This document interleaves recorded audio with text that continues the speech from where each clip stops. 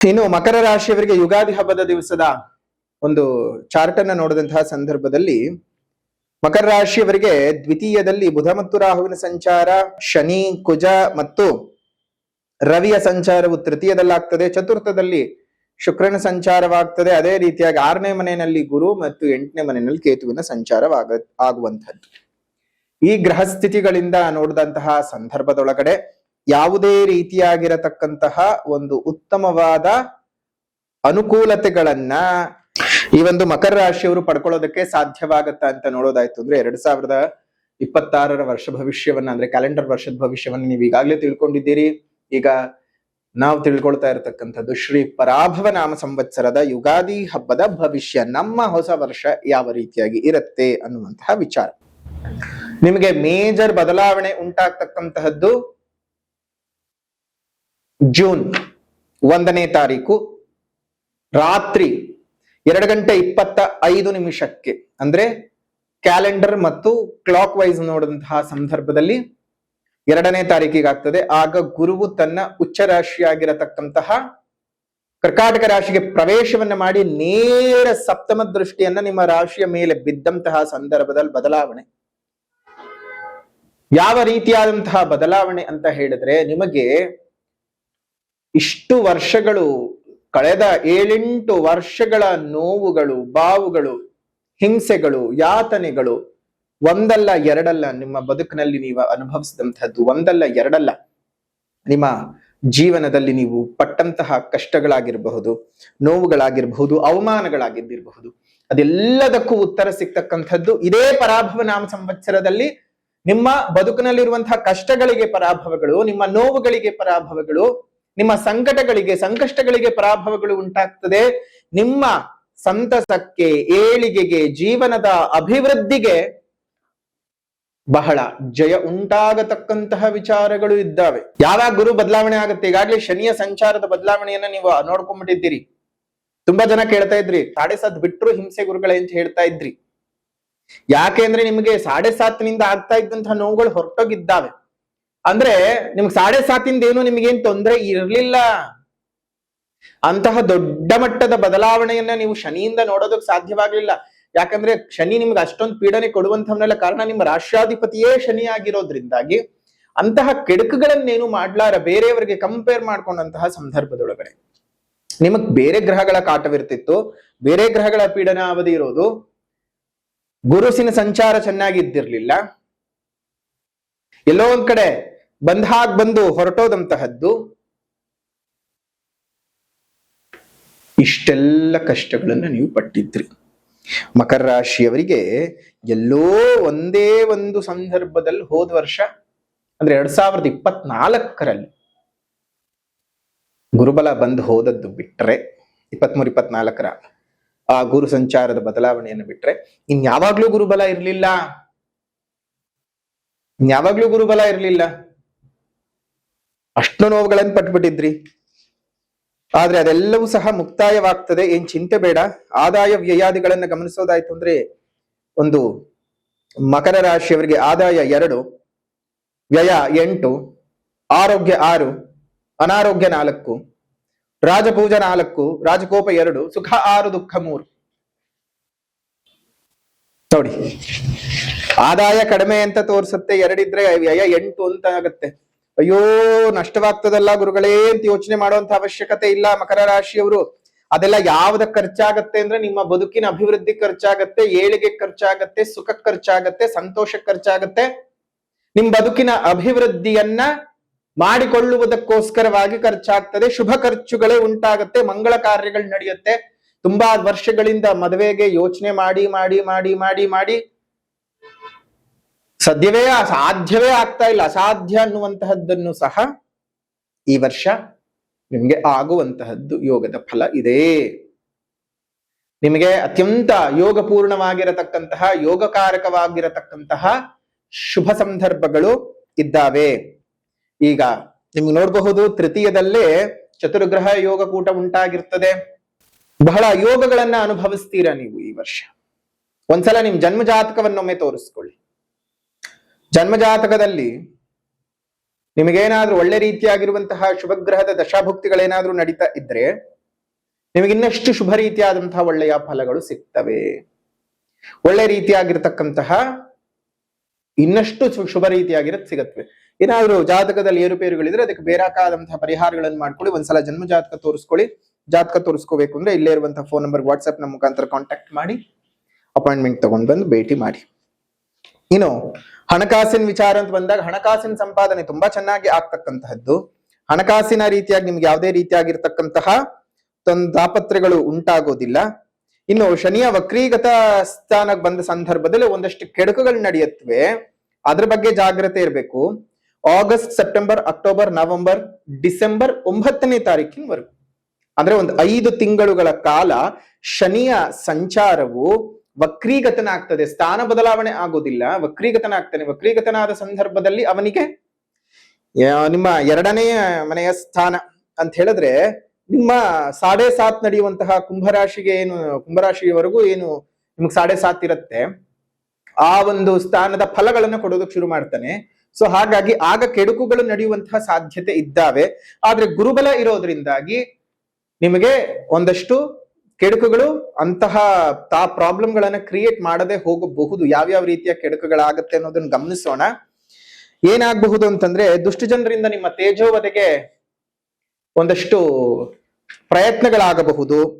ನಿಮ್ಮನ್ನ ಮಾನಸಿಕವಾಗಿ ಕುಗ್ಗಿಸುವಂತಹ ಕೆಲಸಗಳನ್ನ ಮಾಡ್ತಾರೆ. ದುಷ್ಟ ಜನರು ನಿಮ್ಗೆ ಮೋಸ ಮಾಡ್ತಕ್ಕಂತಹ ಸಾಧ್ಯತೆಗಳಿದ್ದಾವೆ. ದುರಪವಾದಗಳನ್ನ ಹಾಕ್ತಕ್ಕಂತಹದ್ದು.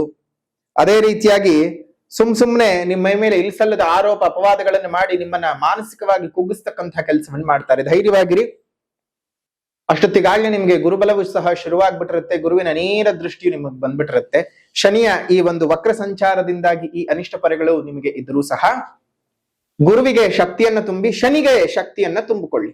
ಯಾವ ರೀತಿಯಾಗಿ ಅಂತ ಹೇಳಿದ್ರೆ ದಿನಾಂಕ 31ನೇ ತಾರೀಕು 5ನೇ ತಿಂಗಳು 2026 ಶುಭ ಭಾನುವಾರದ ದಿವಸ, ಅದರಲ್ಲೂ ಅಧಿಕ ಜ್ಯೇಷ್ಠದ ಪೌರ್ಣಮಿ ತಿಥಿ ಇರುವಂತಹ ದಿವಸ, ಅಧಿಕ ಜ್ಯೇಷ್ಠದ ಪೌರ್ಣಮಿ ತಿಥಿ ದಿವಸ ಇರುವಂತಹ ವಿಶೇಷವಾದಂತಹ ಪೌರ್ಣಮಿ ತಿಥಿಯಂದು ಒಂದು ಗುರು ಮಹಾಯಾಗವನ್ನ ಮಾಡ್ತಾ ಇದ್ದೇವೆ.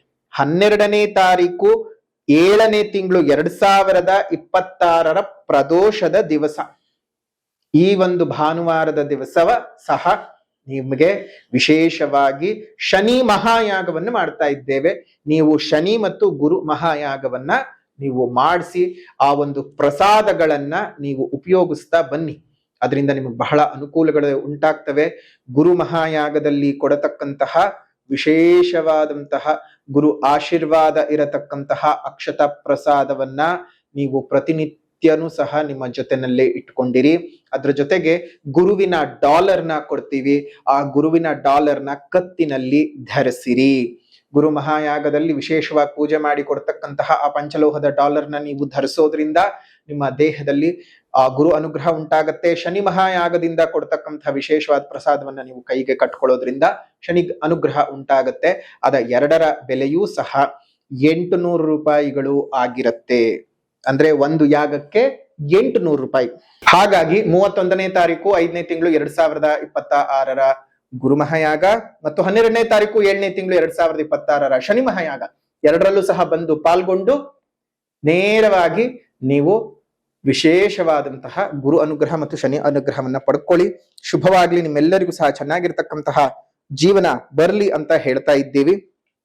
ಇನ್ನು ಅದೇ ರೀತಿಯಾಗಿ ಇದರ ಶುಲ್ಕವು ನಿಮಗೆ ಒಂದು 800 ರೂಪಾಯಿಗಳು ಆಗಿರುತ್ತವೆ ಒಂದು ಮಹಾಯಾಗಕ್ಕೆ ಒಬ್ಬರಿಗೆ. ಅದನ್ನ ಸದುಪಯೋಗ ಮಾಡ್ಕೊಳ್ಳಿ. ಚೆನ್ನಾಗಿರಿ. ಇನ್ನು ಮಕರ ರಾಶಿಯವರ ಇನ್ನೊಂದಷ್ಟು ಫಲಗಳನ್ನ ನೋಡೋದಾಯ್ತು ಅಂತ ಹೇಳಿದ್ರೆ ಅತ್ಯಧಿಕವಾದ ಸಾಧನೆಯನ್ನ ಮಾಡ್ತೀರಿ. ವರ್ಷಾಂತ್ಯದ ಹೊತ್ತಿಗೆ ನಿಮ್ಗೆ ಬಹಳ ಶುಭದಾಯಕನಾಗಿರ್ತಕ್ಕಂತಹ ಗುರು ಮತ್ತು ಶನಿಯ ವಿಶೇಷವಾದಂತಹ ಪ್ರಭಾವಗಳಿಗೆ ನೀವು ಸಿಕ್ಕಾಕೊಳ್ತೀರಿ. ವ್ಯಾಪಾರ ವ್ಯವಹಾರಗಳು ನಿಮಗೆ ಅತ್ಯುತ್ತಮವಾದ ಲಾಭಗಳನ್ನ ತಂದುಕೊಡುತ್ತೆ. ಉದ್ಯೋಗಗಳಲ್ಲಿ ಒಂದಷ್ಟು ತುಂಬಾ ದೊಡ್ಡ ಮಟ್ಟದ ಬದಲಾವಣೆಗಳು ಆಗ್ತಕ್ಕಂಥದ್ದು. ಆರ್ಥಿಕ ಸ್ಥಿತಿ ಬಹಳ ಸುಧಾರಣೆ ಆಗುವಂತಹ ಸಾಧ್ಯತೆಗಳು. ಹಿಂದೆ ಮಾಡದಂತಹ ಸಾಲಗಳಿಂದ ಮುಕ್ತರಾಗತಕ್ಕಂತಹ ಯೋಗ. ವ್ಯಾಪಾರದಲ್ಲಿ ಬಹಳ ಭರದಿಂದ ಹೆಚ್ಚಿನ ಲಾಭಗಳನ್ನ ನೀವು ಗಳಿಸ್ಕೊಳ್ತೀರಾ. ನಿಮಗೆ ಜಯದ ಪ್ರಾಪ್ತಿ ಪರಾಭವ ನಾಮ ಸಂವತ್ಸರದಲ್ಲಿ ಶತಸಿದ್ಧವಾಗಿ ನಿಮಗೆ ಸಿದ್ಧವಾಗಿದೆ. ನಿಮಗೆ ವೈಶಾಖ ಮಾಸ ಸ್ವಲ್ಪ ಮಟ್ಟಕ್ಕೆ ತೊಂದರೆಗಳು ಉಂಟಾ ಮಾಡ್ತವೆ. ಜೊತೆಗೆ ರೋಹಿಣಿ ನಕ್ಷತ್ರ ಬಂದ ಸಂದರ್ಭಕ್ಕೂ ಜಾಗ್ರತೆ. ಮಂಗಳವಾರ ರೋಹಿಣಿ ನಕ್ಷತ್ರ ಏನಾದ್ರೂ ಬಂದ್ರೆ ಅವಾಗ ಸ್ವಲ್ಪ ಜಾಗ್ರತೆಯಾಗಿರಿ ಮಕರ ರಾಶಿಯವರು. ತೊಂದರೆ ತಾಪತ್ರೆಗಳಿಗೆ ಸಿಲುಕಿ ಹಾಕಿಕೊಳ್ಳಬಹುದು. ಹುಷಾರಾಗಿ ಇರಬೇಕು ಮಕರ ರಾಶಿಯವರು. ಇನ್ನು ಉದ್ಯೋಗಿಗಳಿಗೆ ನೋಡೋದಾಯ್ತು ಅಂತ ಹೇಳಿದ್ರೆ, ಮೇಲಧಿಕಾರಿಗಳು ನಿಮ್ಮೊಟ್ಟಿಗೆ ಪ್ರೀತಿಯಿಂದ ಇರ್ತಾರೆ. ಜೊತೆಗೆ ಹೆಚ್ಚಿನ ಪ್ರಮೋಷನ್ ಕೊಡ್ತಕ್ಕಂಥದ್ದು, ಬಡ್ತಿಗಳು ಸಿಗ್ತಕ್ಕಂಥದ್ದು, ವರ್ಗಾವಣೆಗಳು, ಕೆಲಸವಿಲ್ಲದೆ ಇದ್ದಂಥವರಿಗೆ ಶುಭ ರೀತಿಯಾಗಿರತಕ್ಕಂತಹ ಕೆಲಸಗಳು ಪ್ರಾಪ್ತಿವಾಗತಕ್ಕಂತಹ ಯೋಗ ಫಲ ಮಕರ ರಾಶಿಯವರಿಗೆ ಇದೆ. ಜೊತೆಗೆ ಅನಾವಶ್ಯಕವಾದ ಸ್ನೇಹ ಸಂಬಂಧಗಳನ್ನ ಉದ್ಯೋಗದ ರಂಗದಲ್ಲಿ ಇಟ್ಕೊಳ್ಳೋದು ಬಿಟ್ಬಿಡಿ. ಬೇಕಾಗಿಲ್ಲ ಅಂತಹ ಈ ಒಂದು ಸಂಬಂಧಗಳು ನಿಮಗೆ ಬೇಕಾಗಿಲ್ಲ. ಇನ್ನು ವ್ಯಾಪಾರಿಗಳಿಗೆ ಉತ್ತಮವಾದ ಧನದ ಪ್ರಾಪ್ತಿ, ವಿರೋಧಿಗಳಿಗೆ ಮುಖಭಂಗಗಳು ಉಂಟಾಗ್ತವೆ.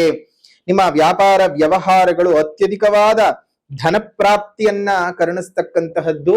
ಅದೇ ರೀತಿಯಾಗಿ ಶುಭ ಕಾರ್ಯಗಳಿಗೋಸ್ಕರ ಖರ್ಚುಗಳು ಸಹ ಉಂಟಾಗ್ತವೆ.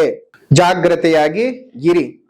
ಇನ್ನು ಖರ್ಚುಗಳು ಶುಭ ಕಾರ್ಯಗಳಿಗೆ ಬಂದಾಗ ಅಂತಹ ತಲೆ ಕೆಡಿಸ್ಕೊಳ್ಳುವಂತ ವಿಚಾರ ಮಾಡಕ್ ಹೋಗೋದು ಬೇಡ. ಇನ್ನು ರೈತರ ವಿಚಾರಗಳನ್ನ ನೋಡೋದಾಯ್ತು ಅಂತ ಹೇಳಿದ್ರೆ, ಸಾಗುವಳಿ ಖರ್ಚುಗಳು ಹೆಚ್ಚಿಗೆ ಆಗುತ್ತೆ. ಅದಕ್ಕೇನ್ ಹಿಂಜರಿಯಕ್ ಹೋಗೋದು ಬೇಡ. ಅದ್ರಲ್ಲಿ ಲಾಭಗಳು ಬರ್ತವೆ, ಆರಾಮವಾಗಿ ಇದ್ ಮಾಡ್ಕೊಳ್ಳಿ. ಆದ್ರೆ ಬೇರೆಯವರ ಪರಾವಲಂಬನೆ ನಿಮ್ಗೆ ಅವಶ್ಯಕತೆ ಇಲ್ಲ. ಇನ್ನು ಹೊಸದಾಗಿ ಏನಾದ್ರೂ ಕೋರಾಗಬಹುದು, ಲಾವಣೆ ಆಗಬಹುದು. ಪಾಲಿನ ವ್ಯವಹಾರ ಮಾಡ್ಬೇಕಾದಾಗ ಜಾಗೃತೆಯಾಗಿರಿ. ಯಾರ ಹತ್ರ ವ್ಯವಹಾರ ಮಾಡ್ತಾ ಇದ್ದೀನಿ ಅಂತ. ಕೆಲವೊಬ್ರು ಪ್ರಾರಂಭದಲ್ಲಿ ಆಯ್ತು ನೀವು ಮಾಡ್ಕೊಳ್ಳಿ, ನಮ್ಗೊಂದಿಷ್ಟು ಕೊಡಿ ಅಂತ ಹೇಳಿರ್ತಾರೆ. ನಿಮ್ ಕೈ ಬಿದ್ದ ಮೇಲೆ ಅಲ್ಲಿ ಚೆನ್ನಾಗಾಗೋ ಬೆಳೆ ನೋಡಿ, ಇಲ್ಲ ನನ್ಗೆ ಅರ್ಧನೇ ಬೇಕು ಅಂತ ಕೂತ್ಕೋತಾರೆ, ಅಥವಾ 60 ಕೊಡಿ 70 ಕೊಡಿ ಅಂತ ಕೂತ್ಕೋತಾರೆ. ವ್ಯವಹಾರಗಳನ್ನ ಮಾಡ್ಕೊಳ್ಬೇಕಾದಾಗ ತುಂಬಾ ಹುಷಾರಾಗಿ ಮಾಡ್ಕೊಳ್ಳುವಂಥದ್ದು ಉತ್ತಮ. ನೀವು ಬೆಳೆದಂತಹ ಬೆಳೆಗೆ ಉತ್ತಮವಾದಂತಹ ಆದಾಯ ಬರ್ತದೆ. ಒಳ್ಳೆ ರೀತಿನಲ್ಲಿರಿ. ನಿಮ್ಗೆ ರೈತರಿಗೆ ಜೀವನ ಚೆನ್ನಾಗಿ ಆಗುವಂತಹದ್ದು ಈ ವರ್ಷ. ಇನ್ನು ನಕ್ಷತ್ರದ ಅನುಸಾರವಾಗಿ ನೋಡೋದಾಯ್ತು ಅಂತ ಹೇಳಿದ್ರೆ, ಈ ವರ್ಷದಲ್ಲಿ ಕಂದಾಯದ ವಿಚಾರವನ್ನ ನೋಡೋದಾಯ್ತು ಅಂತ ಹೇಳಿದ್ರೆ, ನಿಮಗೆ ಒಂದು ಉತ್ತರಾಷಾಢ ನಕ್ಷತ್ರದಲ್ಲಿ ಹುಟ್ಟಿರ್ತಕ್ಕಂಥವ್ರಿಗೆ, ಉತ್ತರಾಷಾಢ, ಶ್ರವಣ, ಧನಿಷ್ಠ ನಕ್ಷತ್ರ 1 ಮತ್ತು 2ನೇ ಪಾದ. ಶ್ರವಣ ನಕ್ಷತ್ರ, ಉತ್ತರಾಷಾಢ ನಕ್ಷತ್ರ ಪ್ರಥಮ ಕಂದಾಯ 0, ದ್ವಿತೀಯ ಕಂದಾಯ 1, ತೃತೀಯ ಕಂದಾಯ 4. ಅಂದ್ರೆ ಪ್ರಾಥಮಿಕವಾಗಿ ನಿಮಗೆ ಒಂದಿಷ್ಟು ರೋಗ ಭಯಗಳ ಕಾಡುವಂಥದ್ದು 0 ಬಂದಿರೋದ್ರಿಂದ ಒಂದಷ್ಟು ರೋಗ ಭಯಗಳು ಕಾಡುತ್ತವೆ. ಸ್ವಲ್ಪ ಹುಷಾರಾಗಿರಿ, ವೈದ್ಯೋಪಚಾರಗಳನ್ನ ಮಾಡಿಸ್ಕೊಳ್ಳಿ. ಅದೇ ರೀತಿಯಾಗಿ ಒಂದಿಷ್ಟು ಸಂಖ್ಯೆ 1 ಬಂದಿದೆ. 1ರ ಸಂಖ್ಯೆ ಅಂತ ಹೇಳ್ತು ಅಂತ ಹೇಳಿದ್ರೆ, ನಿಮಗೆ ಒಂದಷ್ಟು ದ್ರವ್ಯ ಲಾಭಗಳು ಹೆಚ್ಚಿಗೆ ಆಗ್ತಕ್ಕಂಥದ್ದು. ಬೆಸ ಸಂಖ್ಯೆ ಆಗಿರೋದ್ರಿಂದ ದ್ರವ್ಯ ಲಾಭಗಳು, ಆ ರೀತಿಯಾಗಿ ವಿಶೇಷವಾದಂತಹ ಫಲಗಳು ಬರ್ತದೆ. ಇನ್ನು ಅದೇ ರೀತಿಯಾಗಿ ತೃತೀಯ ಕಂದಾಯವು 4 ಆಗಿರೋದ್ರಿಂದ ಒಂದಷ್ಟು ಉತ್ತಮವಾದ ಫಲಗಳನ್ನ ನೀವು ಪಡ್ಕೊಳ್ತೀರಾ. ಸಮಸಂಖ್ಯೆಯನ್ನ ಪಡ್ಕೊಂಡಿದ್ದೀರಿ, ಉತ್ತಮವಾದ ಫಲಗಳನ್ನ ನೀವು ಪಡ್ಕೊಳ್ಳೋದಕ್ಕೆ ಸಾಧ್ಯವಾಗ್ತದೆ. ಅತಿ ಹೆಚ್ಚು ಇದಾಗುತ್ತೆ. ಮೊದಲನೇ ಕಂದಾಯ ಆಗ್ಲೇ ಹೇಳಿದ ಮೊದಲನೇ ಕಂದಾಯ ನಿಮ್ಗೆ ಚೈತ್ರಾದಿ 5 ತಿಂಗಳಿಗಳಿರುತ್ತೆ. ಅಂದ್ರೆ ಶ್ರಾವಣದವರೆಗೂ, ಶ್ರಾವಣದಿಂದ 4 ತಿಂಗಳು, ಮಾರ್ಗಶಿರದಿಂದ 4 ತಿಂಗಳು ತೃತೀಯ ಕಂದಾಯ. ಹೀಗೆ ನಿಮಗೆ ಚೆನ್ನಾಗಿರುತ್ತೆ. ಇನ್ನು ಶ್ರವಣ ನಕ್ಷತ್ರದವರಿಗೆ ಒಂದು ಪ್ರಥಮ ಕಂದಾಯ ನೋಡೋದಾಯ್ತು ಅಂದ್ರೆ 3, ದ್ವಿತೀಯ ಕಂದಾಯ 2, ತೃತೀಯ ಕಂದಾಯ 2. ನಿಮ್ಗೂ ಸಹ ಪರವಾಗಿಲ್ಲ ಅಂತಹ ತೊಂದರೆ ತಾಪತ್ರೆಗಳು ಕಡಿಮೆಗಳೇ ತೋರಿಸ್ತಾ ಇದ್ದಾವೆ.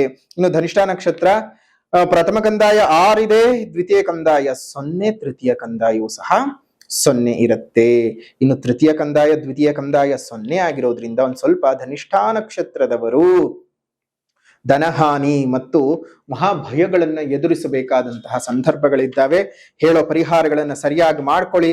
ಎಲ್ಲವೂ ಸಹ ಚೆನ್ನಾಗಿ ಆಗ್ಲಿ ಅಂತ ಹೇಳ್ತಾ, ಮಕರ ರಾಶಿನಲ್ಲಿ ಹುಟ್ಟಿರ್ತಕ್ಕಂಥವರಿಗೆ ಪರಿಹಾರದ ಕ್ರಮ ಅಂತ ಬಂದಾಗ ಮೊದಲನೆಯದ್ದಾಗಿ ಸಾಮಾಜಿಕ ಪರಿಹಾರ.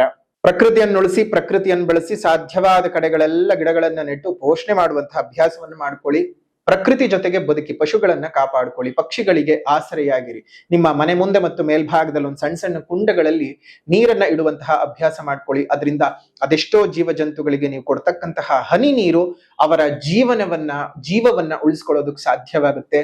ಒಂದು ಜೀವಿಯ ಜೀವ ಉಳಿಸಿದಂತಹ ಪುಣ್ಯದ ಫಲ ನಿಮಗೆ ಸಿಗತ್ತೆ. ನೀವು ಖಂಡಿತವಾಗಿಯೂ, ನಾವು ಇದನ್ನ ಹೇಗೆ ಹೇಳ್ತಿದ್ದೀವಿ ಅಂದ್ರೆ, ಎಲ್ಲರೂ ಸ್ವಾರ್ಥದಲ್ಲೇ ಪ್ರಪಂಚ ಬದುಕ್ತಾ ಇದೆ. ಆ ಪ್ರಪಂಚದಲ್ಲಿ ನಿಸ್ವಾರ್ಥದಲ್ಲಿ ಬದುಕುವುದನ್ನು ಬಿಟ್ಬಿಡಿ. ಪ್ರಪಂಚದಲ್ಲಿ ನೀವು ಪ್ರಾಪಂಚಿಕರಾಗಿ ಬದುಕಿ, ಆಗ್ಲೇ ನಿಮ್ಗೆ ಜೀವನದ ಯಶಸ್ಸು ಸಿಗೋಕ್ ಸಾಧ್ಯ ಅಂತ ಹೇಳ್ತಾ, ಇನ್ನು ಸಾಮಾಜಿಕ ಪರಿಹಾರದ ನಂತರದಲ್ಲಿ ಆಧ್ಯಾತ್ಮಿಕ ಪರಿಹಾರ. ಆಧ್ಯಾತ್ಮಿಕ ಪರಿಹಾರ ಅಂತ ಬಂದಾಗ ಪ್ರತಿನಿತ್ಯವೂ ಗೋವಿಂದಾಷ್ಟಕಂ ಸ್ತೋತ್ರದ ಪಠಣವನ್ನು ಮಾಡ್ತಾ ಬನ್ನಿ.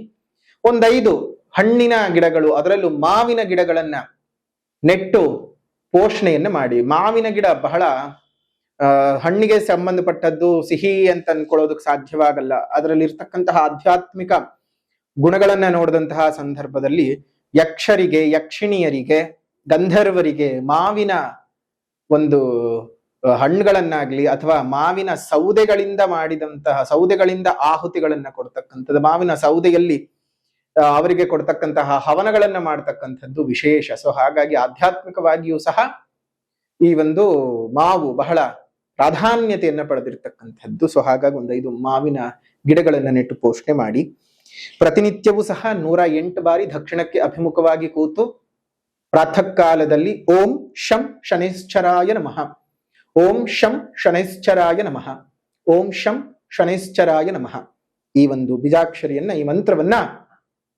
ಪಠಣವನ್ನು ಮಾಡ್ತಾ ಬನ್ನಿ. ಶುಭವಾಗ್ಲಿ, ಮಂಗಳವಾಗ್ಲಿ. ಪರಾಭವ ನಾಮ ಸಂವತ್ಸರ ನಿಮ್ಮ ಜೀವನದಲ್ಲಿರ್ತಕ್ಕಂತಹ ಎಲ್ಲ ಪರಾಭವಗಳನ್ನ ತೊಲಗಿಸ್ಲಿ ಅಂತ ಹೇಳಿ ಪ್ರಾರ್ಥನೆಯನ್ನ ಮಾಡ್ತಾ ಇದ್ದೇವೆ.